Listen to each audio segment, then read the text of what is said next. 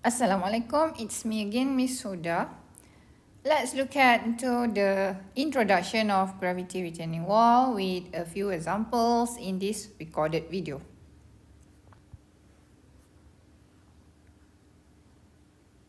Any structure that is constructed on the surface of the earth will be pulled toward the earth center. Downward acting force is usually called the weight of the structure, meaning that the wall is pulled towards the earth because of there is a gravity. And when a structure is almost or entirely dependent upon its weight for stability, it may be termed as gravity dependent structure. Gravity dependent structure won't have any hook or anchor ataupun prop yang akan provide the stability to the structure. It relies 100% on the gravity. Failure criteria. It occurs when one of the several limit states is exceeded. Therefore, the factor of safety of each of these limits must be determined. So there are 5 limit states, which are overturning, tension in the joints, bearing on the ground, sliding along the base, and the rotational slip. Let's look at one by one. The first one is overturning. The wall will overturn by rotating about some point near the toe if the overturning moment of the lateral force is greater than the stabilized moment of the weight of the wall. For retaining wall, we will calculate the overturning moment that caused by the retained material. For example, you have the soil. The soil will contribute to the overturning moment, and the gravity from the structure will contribute to the stabilizing moment. So dia akan berlawan sesama sendirilah.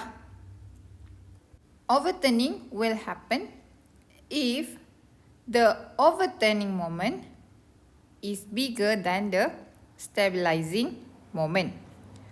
What will happen when there is a force at the back of the wall and it causes a moment, so there is a rotation at toe here.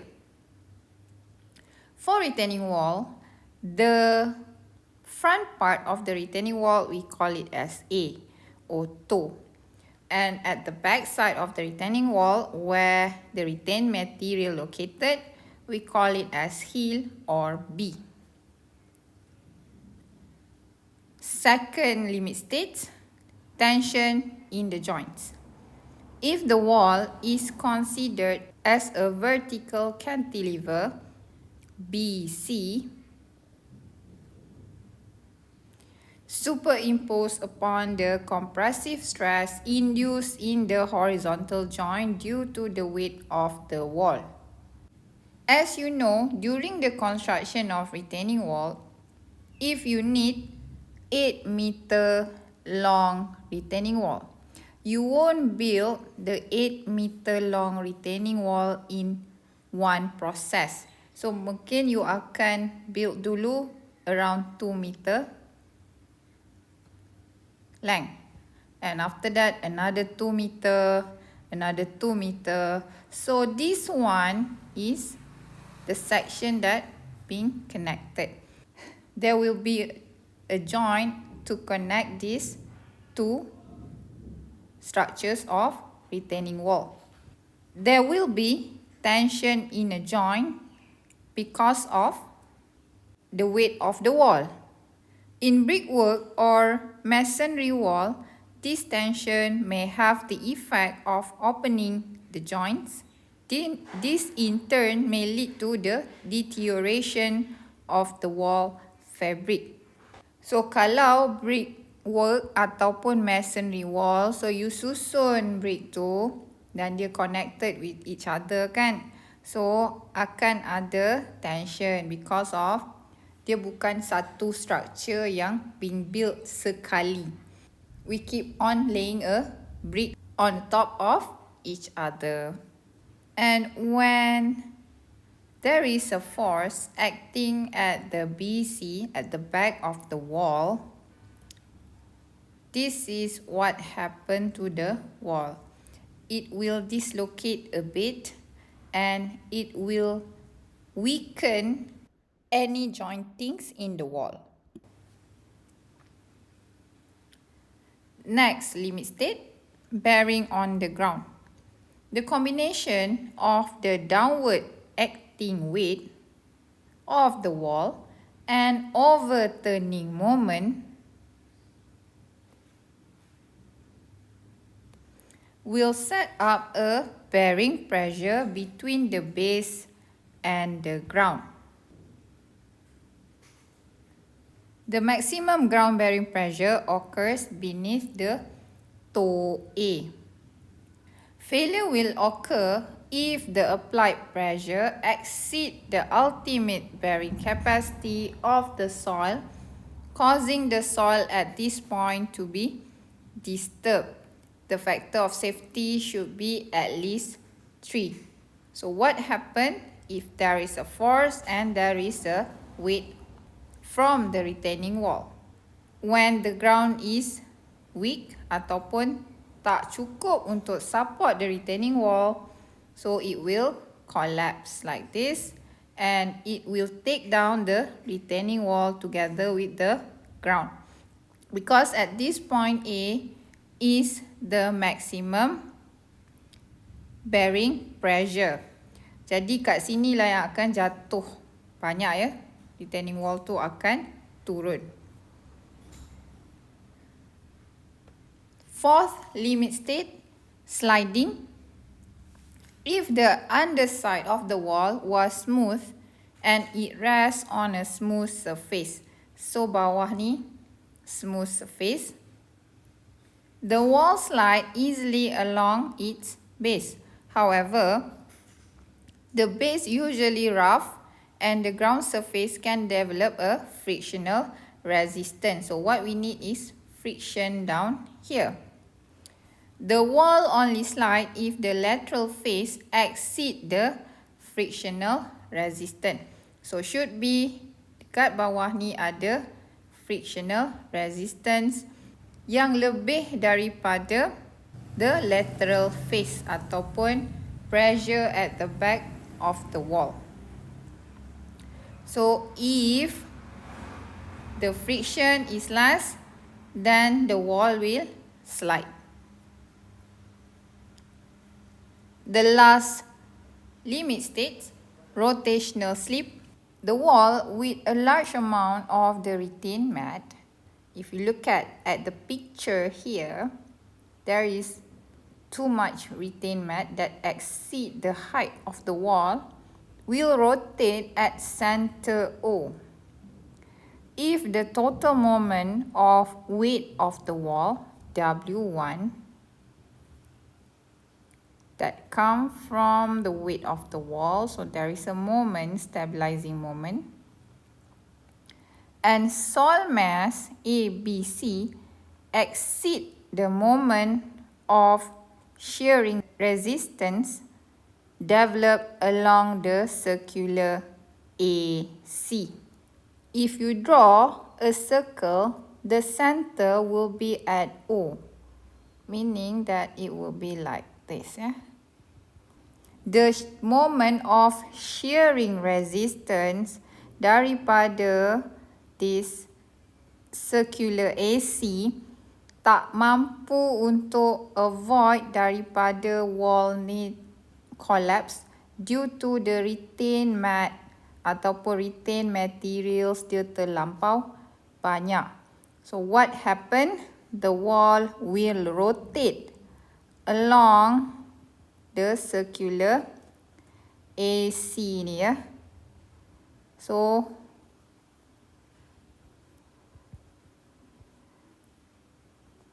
retain mat ni akan beralih lah dan wall ni akan turun, tilt slightly dan a bit terjongkit macam ni. Next, we going to look at the lateral pressure and thrust. Meaning, apa yang you retain at the back of the wall. Lateral force must be resisted by the retaining or similar structure may result from 1. The wind pressure. Ini you memang tak retain at the back of the wall lah.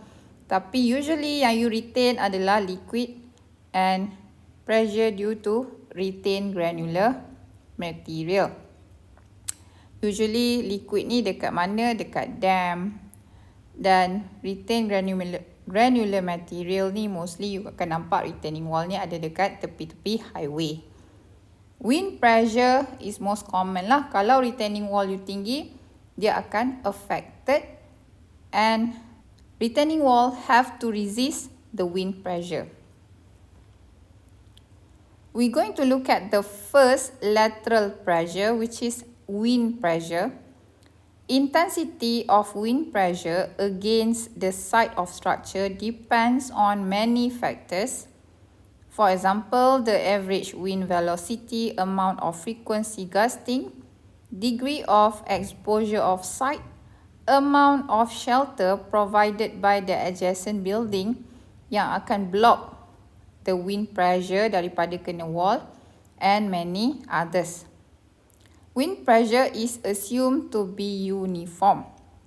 What does it mean with uniform? Meaning if you have a retaining wall like this, the wind pressure is assumed to be uniform along the height of the retaining wall.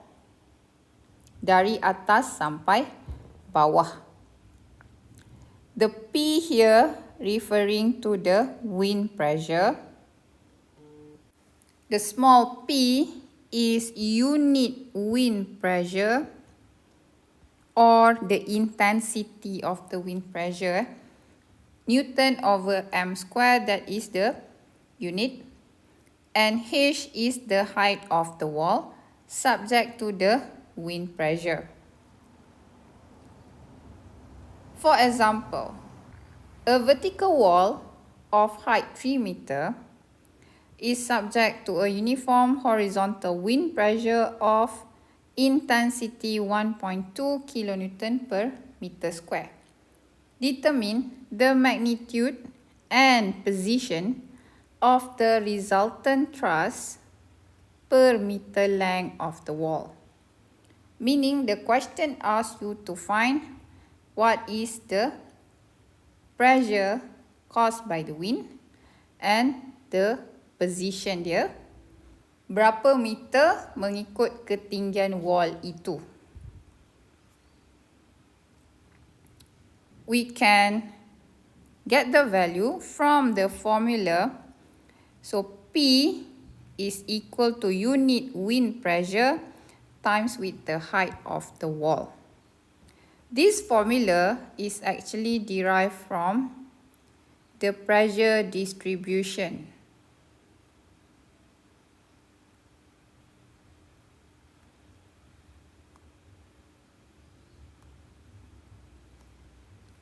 This is the value of unit wind pressure, the small p, and the height of the wall, which is equal to the height of the wind pressure. So, kalau you nak dapatkan the pressure, you need to find the area of this rectangle. Should be this one akan start dari kosong lah. So, here it should be the maximum value, which is the intensity ataupun unit wind pressure tu. Because of the unit wind pressure adalah 1.2 kN for 1 meter square of the wall, then you need to times with 3 meter, the height of the wall. Area of this pressure distribution. So, you will get 3.6 kN per meter. Per meter ni maksudnya per meter length of the wall lah, untuk setiap 1 meter wall. Position of the resultant truss, meaning dekat mana centroid of this resultant truss. So if you look at the pressure distribution, the centroid will be at the middle here, meaning it should be half of the height. So H over 2, the height of the wall is 3 meter, divide with 2, you will get 1.5 meter from the bottom of the retaining wall. Next, we're going to look at the second lateral truss, which is the liquid pressure. Dams and other retaining structures are required to sustain a lateral truss from the retained liquid. Earth retaining wall may also have to resist hydrostatic pressure due to the groundwater. Bawah tanah akan ada groundwater, and groundwater will also produce pressure. Two principles of hydrostatic: the pressure at any point in a liquid acts uniformly in all directions. Meaning if you have a liquid, then the pressure will be act uniformly at all directions. The pressure acting at the depth H below the surface of liquid is equal to the product of the weight per unit volume of the liquid and the depth. Look at the formula down here. So P here masih lagi pressure due to the liquid. And the formula going to be half times the density of water or liquid times the gravity acceleration times H and times H. And you can also use another formula, half times unit weight of water times H times with H. H here referring to the height of water, not the height of the retaining wall. Because pressure ni adalah caused by the water. If you simplify the formula, you will get half times density of water ataupun density of liquid times the gravity acceleration times with the height of the liquid, power of 2. Or the other one, half times unit weight of liquid or water times with H power of 2. The formula is derived from the pressure distribution. If you have a retaining wall like this,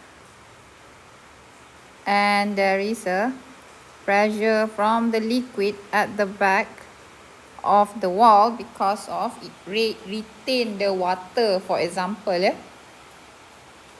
The value here going to be the density of water times the gravity acceleration and H. Or if you use the unit weight, the value here going to be the unit weight of water ataupun liquid times with H. And the height is here. Kalau air tu memang sampai top of the wall, then kita akan draw the pressure distribution up until the top of the wall lah. For example, the way kita akan derive the formula adalah daripada the shape of triangle ni. We going to calculate the area. So kalau you calculate area dia, so you can get the pressure equal to half times the density of water times the gravity acceleration and H. It is from here. Dan kita akan darab dengan the height of the water, which is this one. memang area dia. So, inilah datang formula for this one. And same goes if you use the unit weight of the retaining wall, half times unit weight of liquid H times with H. This will be for this one.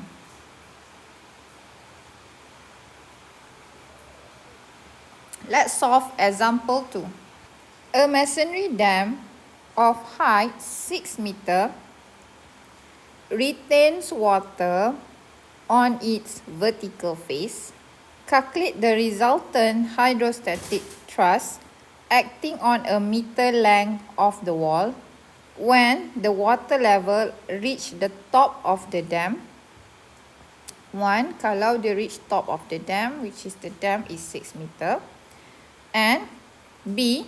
The water level is 1.8 meter below the top of the dam. Means that you have a retaining wall like this. It is 1.8 meter below the top of the dam. The dam punya height adalah 6 meter. And given the density of water is 1000 kilogram per meter cube. For your information, the density of water fixed here 1000 kilogram per meter cube. For liquid, you have two options. Sama ada you nak pakai formula untuk unit weight or you nak pakai formula for density. It's all up to you. But here, in this example, the way I solve it, I convert the value daripada density pergi ke unit weight. Sebab dia dah bagi density. Jadi, kita tukar value 1000 kg per meter cube density of water to berapa unit weight of water. So, you know that the density unit dia adalah kilogram per meter cube. So, kalau you nak tukar dia kepada unit weight, you nak tukar to the unit of Newton. So, you have to darab 10 meter per second power of 2, which is this one referring to the gravity acceleration.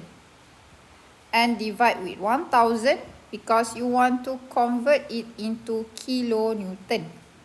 Bila you darab 1000 kilogram per meter cube, darab 10 meter per second power of 2, then you will get 1000 kilogram meter per meter power of 3 second power of 2.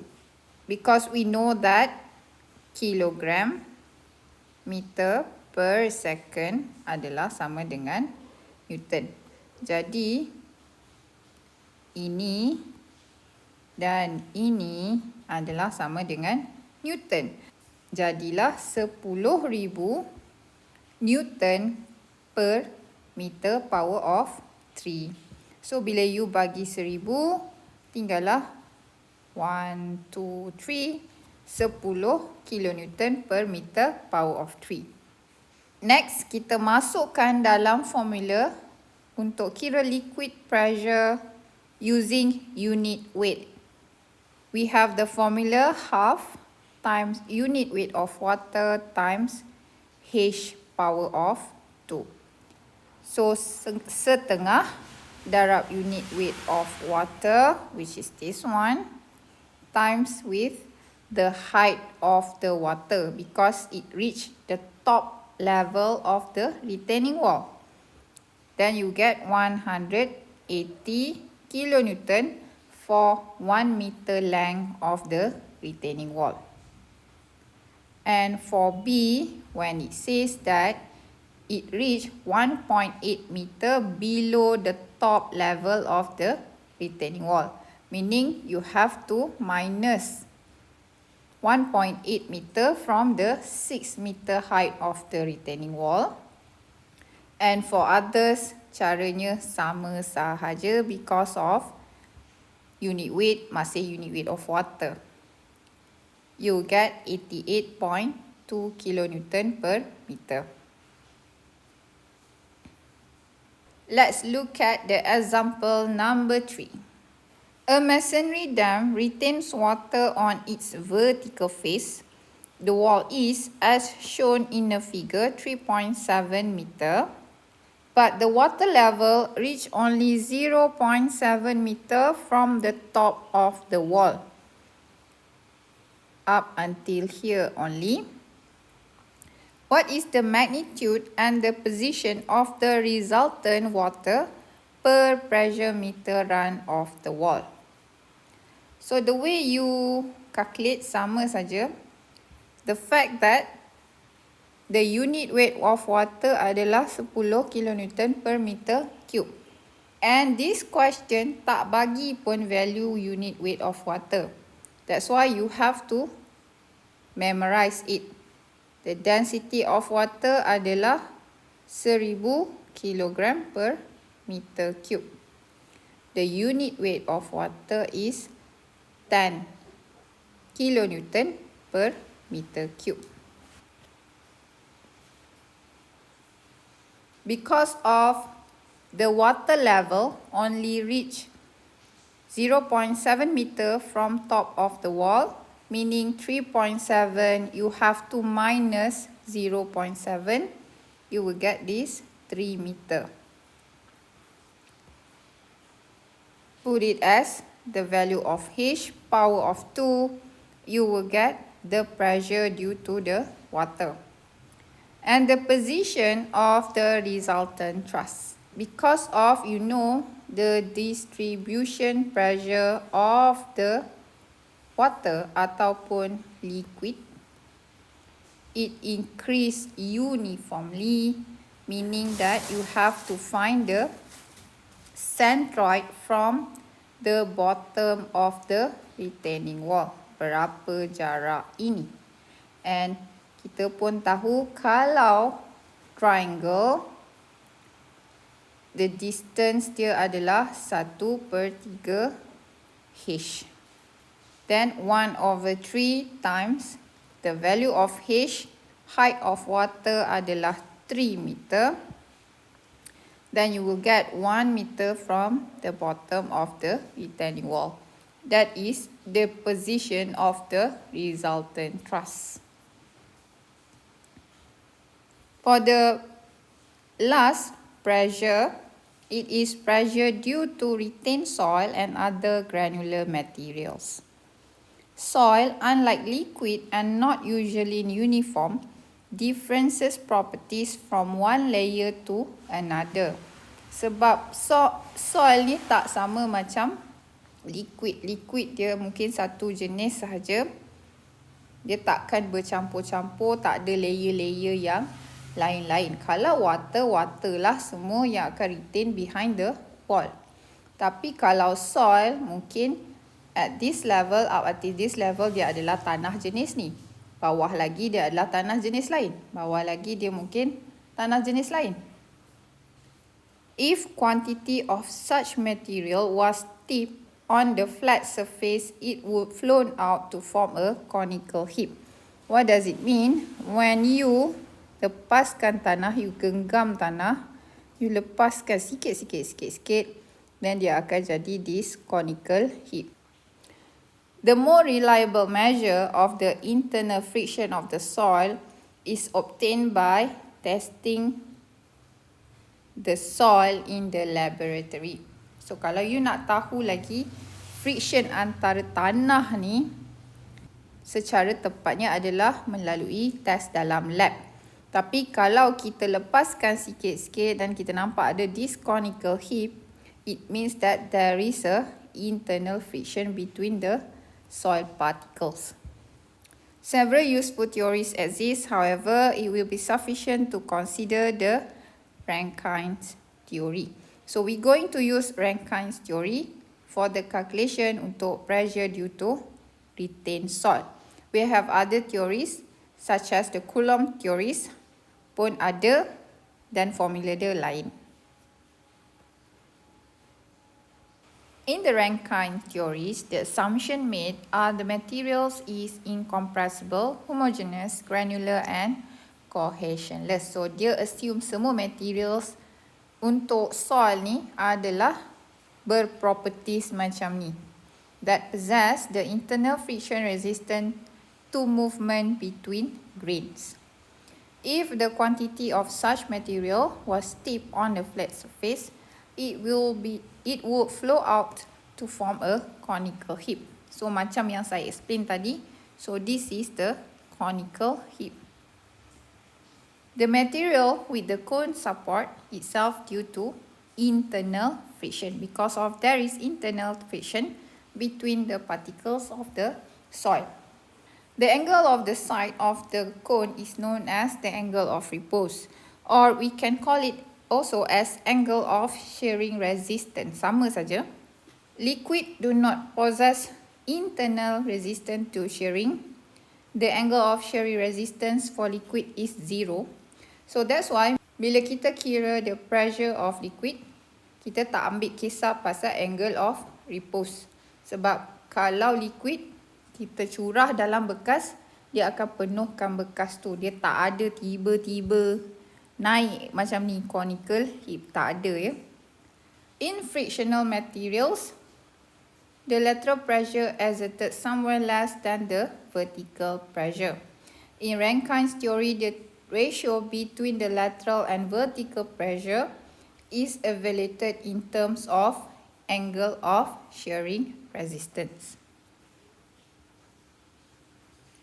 For the formula from the Rankine's theory, the pressure untuk earth ataupun soil pun sama, dia adalah uniformly increase.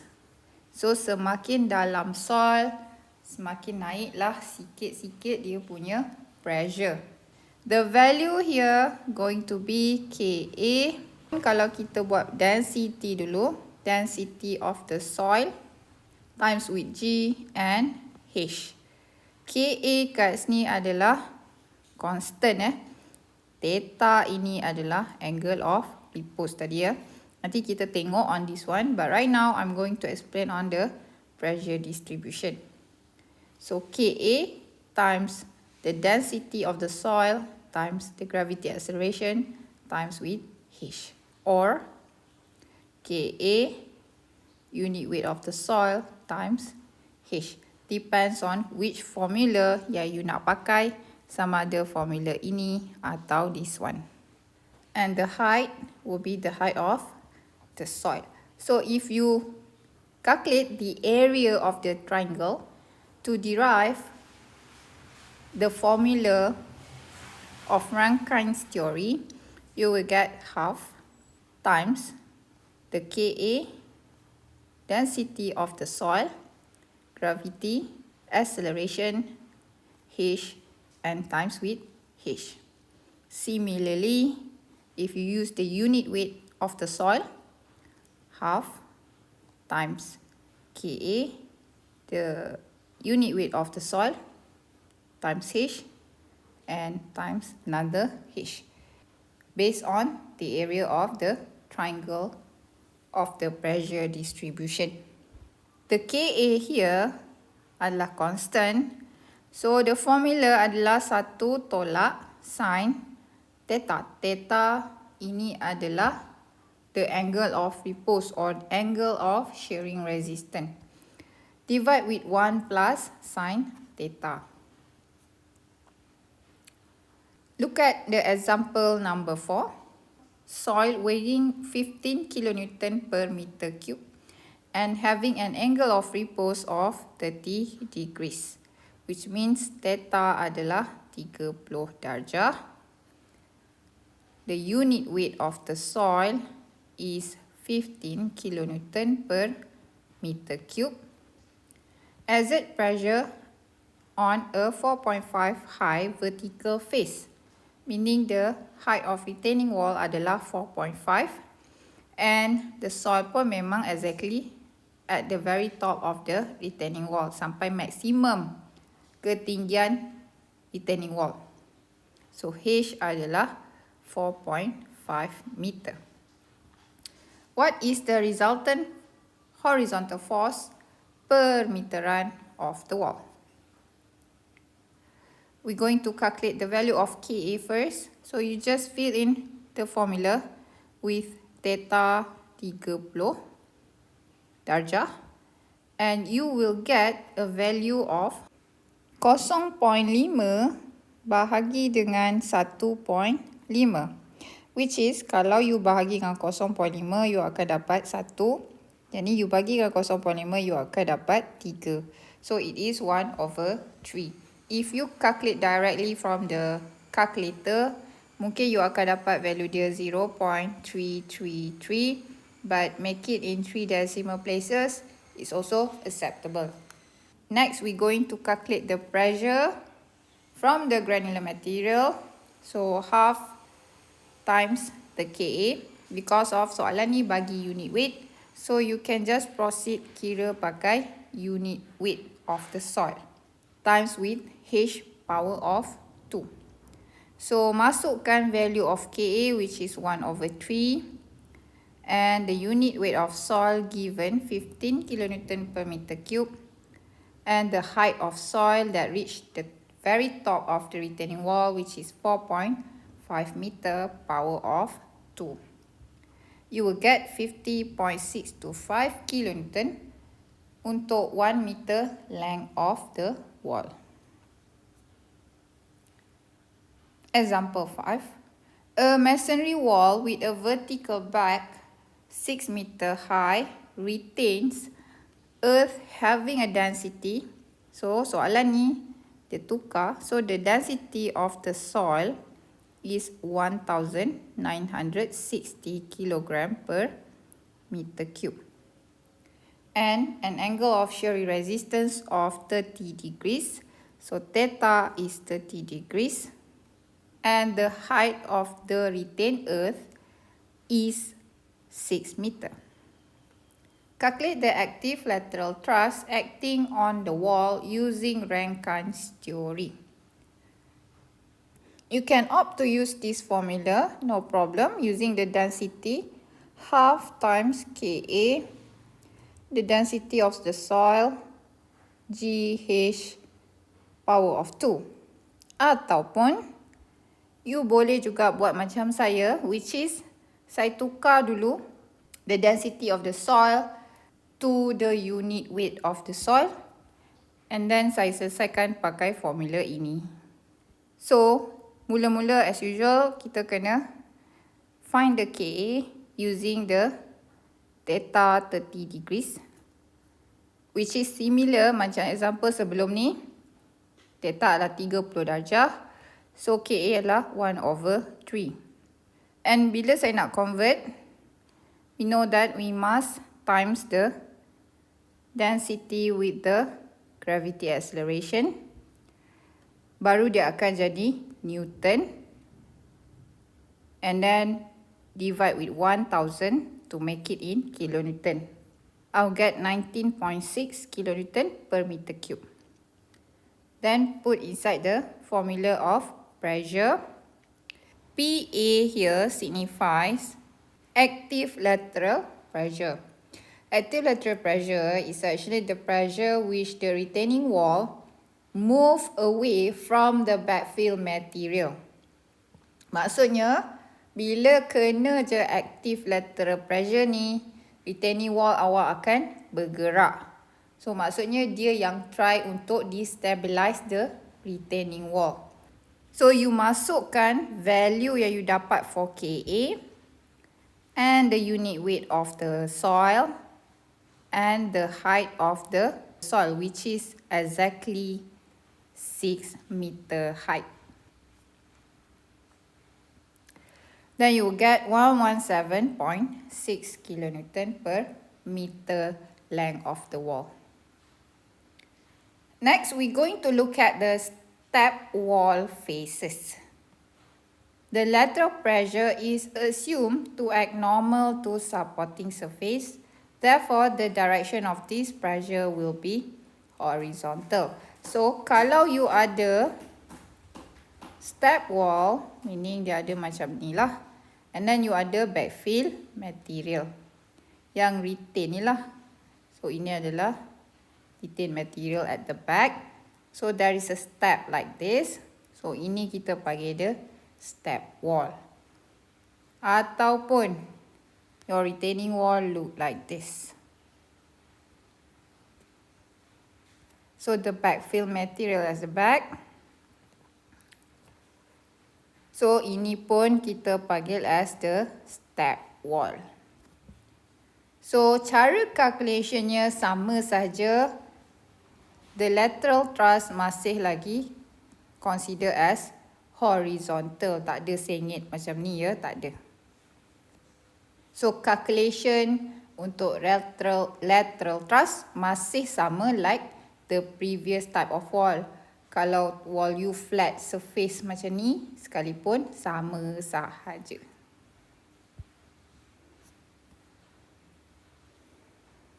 Just now we look at the step wall faces. Right now we look at the incline wall faces.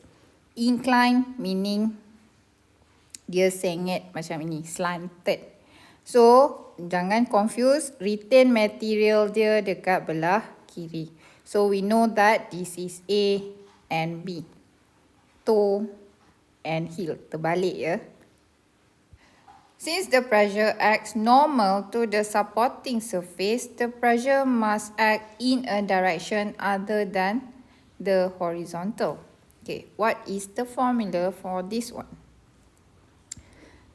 If it is a liquid pressure, so setengah darab unit weight of water ataupun liquid times with the H, which is height of the water, and times with the L, which is the inclined length of the wall.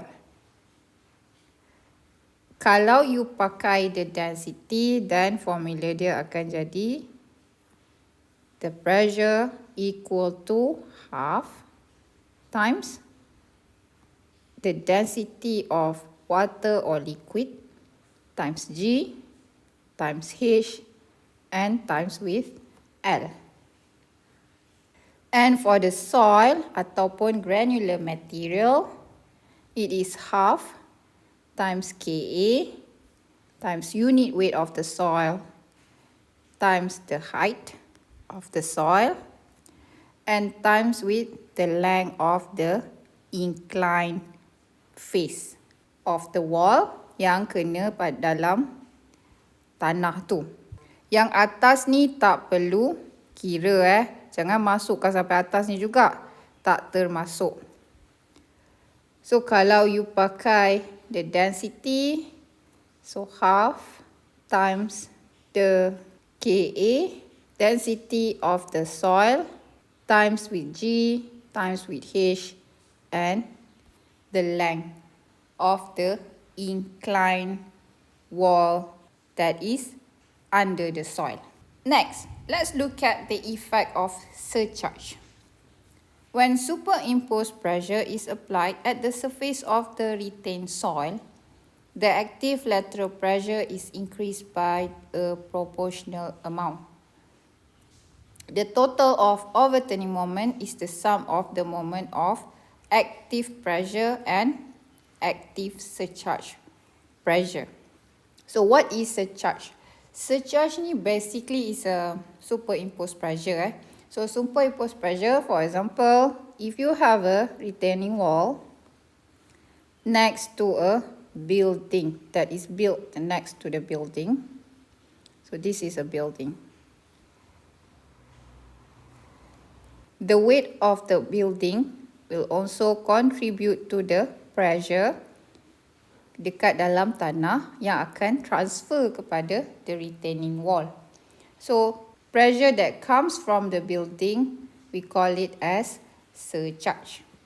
The formula for surcharge adalah active surcharge pressure equal to Ka, Q, which is surcharge pressure, and the H is height of soil. So, kalau you nak kira total pressure that act at the back of the retaining wall, the pressure will actually come from the soil and also come from the surcharge pressure. So, you kena tambah dua-dua pressure. And mind you, this only happen kalau the retained material adalah soil or any granular material. Kalau air tak ada. And the pressure distribution for surcharge adalah uniform for the height of the soil. Meaning, if you have a retaining wall like this, then surcharge akan sama dari atas sampai bawah.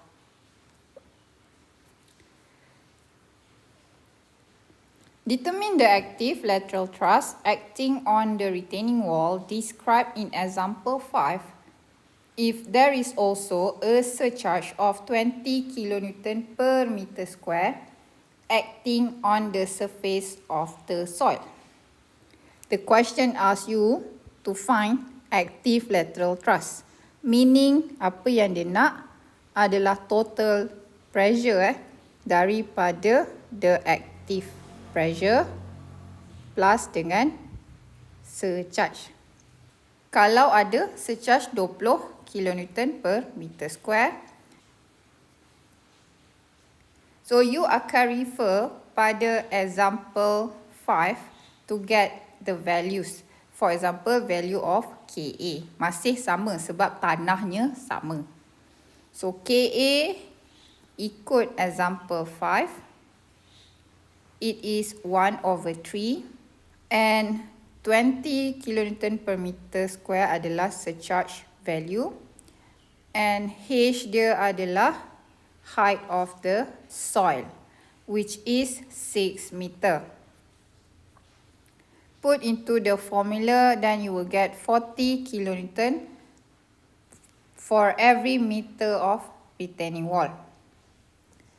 Then the total lateral pressure ataupun lateral thrust would be the active pressure plus with the active surcharge pressure.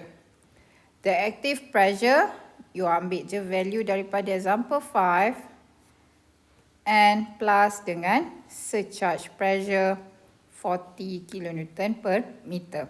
So total pressure yang kena at the back of the wall is 157.6 kN per meter. That will be all for this recorded video. I will see you again in the next video. Thank you so much. Bye.